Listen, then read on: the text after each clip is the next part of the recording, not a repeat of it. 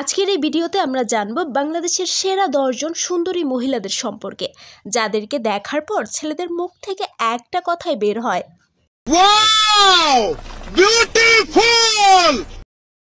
প্রথমেই রয়েছে মেহজাবিন চৌধুরী। যারা বাংলাদেশের নাট্য জগতের ফ্যান এবং যারা প্রচুর বাংলা নাটক দেখেন, তারা মেহজাবিনের নাম শুনেননি এমনটা হতেই পারে না।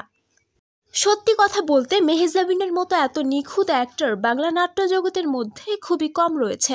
তিনি যে কোনো সিচুয়েশনে যে কোনো অভিনয় করতে পারেন। মেহজাবিনের জীবনের সবথেকে সাকসেসফুল নাটক হচ্ছে বড় ছেলে।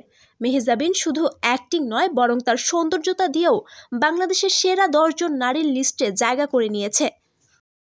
এরপর রয়েছে জান্নাতুল ফেরদাউস ঐশী। তিনি জন্মগ্রহণ করেন 2000 সালে বাংলাদেশের বরিশাল জেলায়। জান্নাতুল ফেরদাউস ঐশী ঢাকা বিশ্ববিদ্যালয়ে অ্যাডমিশন নেওয়ার জন্য ঢাকাতে কোচিং করতে এসেছিলেন, কিন্তু শখের বশে মিস ওয়ার্ল্ড বাংলাদেশের ফর্ম পূরণ করে ফেলেন। এরপর ঠিক 6 মাস পরেই ঐশী মিস ওয়ার্ল্ডের খেতাব জিতে নেন। এখন থাকবে বিদ্যা সিনহা মিম। তার কাছে রয়েছে মানুষের মন ভোলানোর সৌন্দর্য।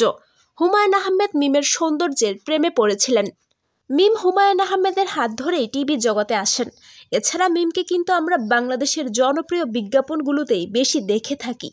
তাছাড়া মিম স্বল্প পোশাকে ছবি তোলার জন্য বেশ কয়েকবার আলোচনা এসেছিল। জয়া আহসান।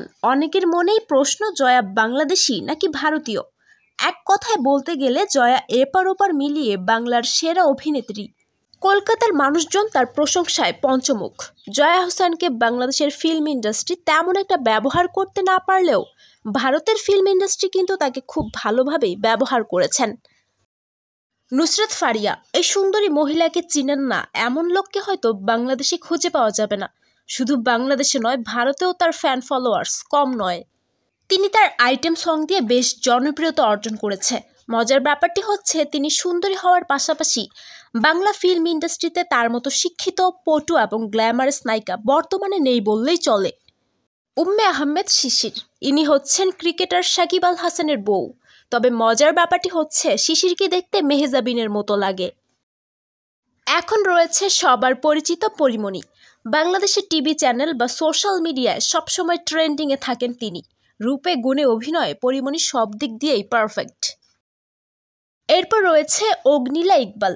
তিনি সবার মাঝে পরিচিতি পেয়েছিলেন কথা বন্ধু মিথিলা নাটকে অভিনয়ের মাধ্যমে, আর হাজার হাজার তরুণের মনে ঝড় তুলেছিলেন তিনি।